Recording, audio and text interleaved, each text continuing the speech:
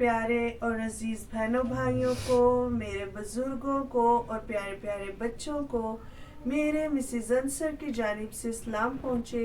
आप सबको कुछ बातें अपनों के साथ प्रोग्राम में वेलकम बैक कहती हूँ।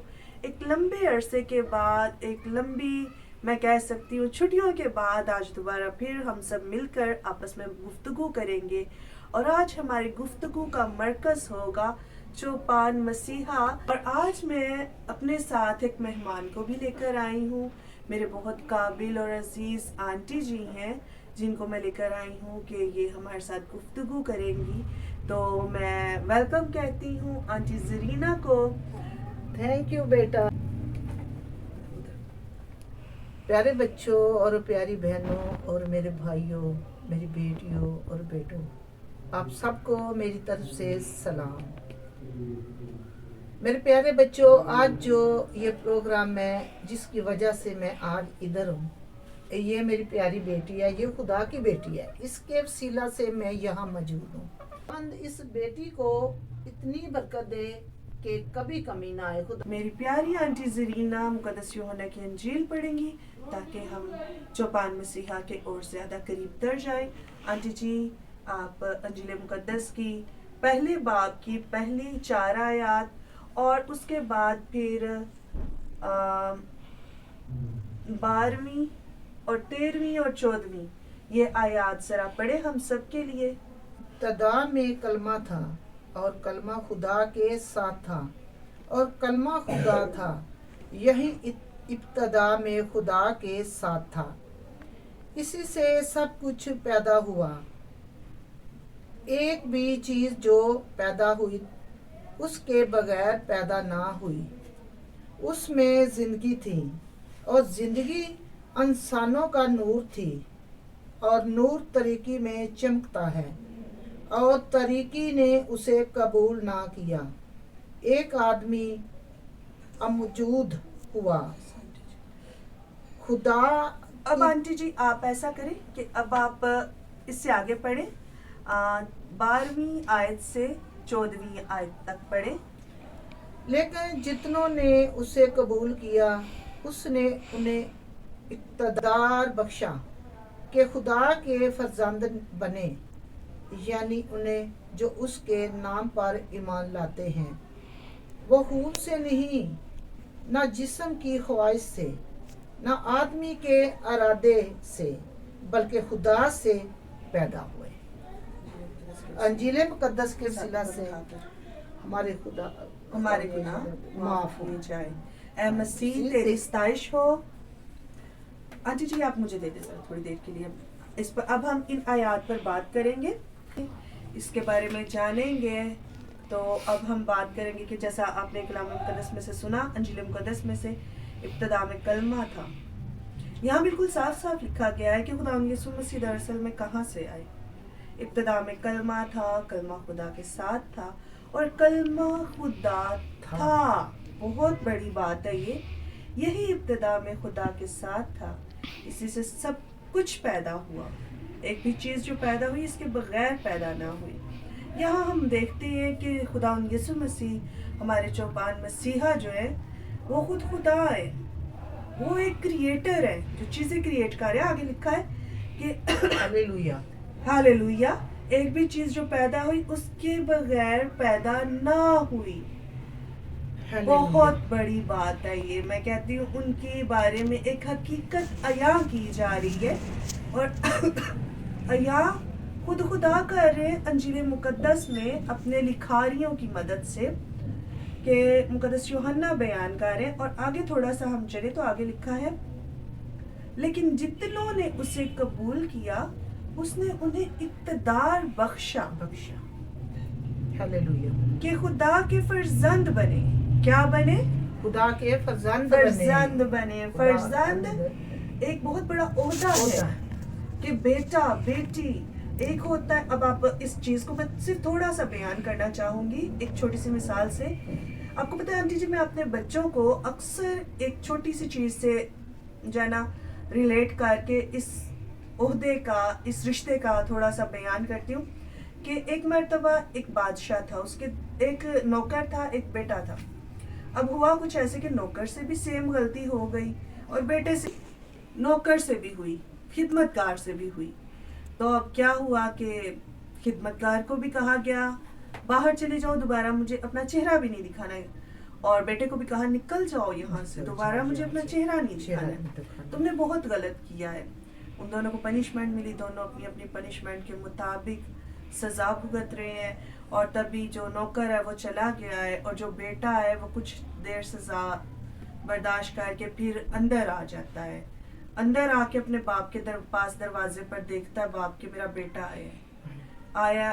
बाप जो है वो देखता है लेकिन कुछ कहता नहीं। फिर बेटा अंदर जाता है, अंदर जाके अपने बाप के पाँव पकड़ता है, माफ़ी मांगता है, और बाप जो है अपने बेटे का सर चूमता है और अपने पास बिस्तर में लटाकर उसे कहता है बस अब मेरे पास आराम करो। ये एक बेटे और खिदमतगार का फ़र्क है। तो यहाँ देखिए हमें बेटा कहा जा रहा है, फर्जंद कहा जा रहा है। हमें इस बात की अहमियत को समझना है कि फर्जंद मतलब क्या है, कि हम चौपान मसीहा के वसीले से बेटे बेटियां बनते हैं। तो हमें अपने इस ओहदे की कदर करनी चाहिए। मैं इसे ओहदा कहती हूँ, हालेलुया, हालेलुया। ओहदा इस वजह से मैं कहती हूँ इसे कि आप देखिए आज हम देखते हैं कि लोग क्या कहते हैं, मैं तो बहुत बड़े ओहदे पर हूँ, मेरी बराबरी नहीं कोई कर सकता, ये काम मैं कर रहा हूँ कोई दूसरा नहीं कर सकता है। और अब कजी जो है ना मजमून वो यही है कि पहले सबसे खुदा की बेटी और बेटा बने। तो इसलिए हमें इस बात को समझना चाहिए कि हम सब खुदा के बेटी और बेटियां हैं। हमेशा कुर्बानी के लिए तैयार रहना चाहिए। हमारी जिंदगी में बड़े छोटे छोटे वाकयात होते हैं जिन पर हम दूसरों की हेल्प, बड़े बड़े मौजज़ात करते हैं। हाँ जी, जिसमें मौजों का खुदा है। हाँ जी, मोजिज़ों का खुदा है।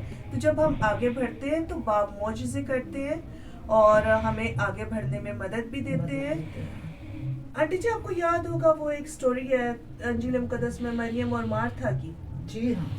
अब मैं यहाँ उसको भी थोड़ा सा शामिल करना दोनों बहनें, हाँ जी, वो दोनों बहनें थी, मरियम और मार्था। हाँ जी, मरियम और मार्था दोनों बहनें थी। एक मरतबा चौपान मसीहा उनके घर गए और मार्था जो है उनकी खिदमत करने लगी, जबकि मरियम उनके पास बैठ गई, बिल्कुल ऐसे जैसे एक बहन अपने भाई के आने पर खुश होती है, उसके पास बैठती है, उसके साथ बातें करती है।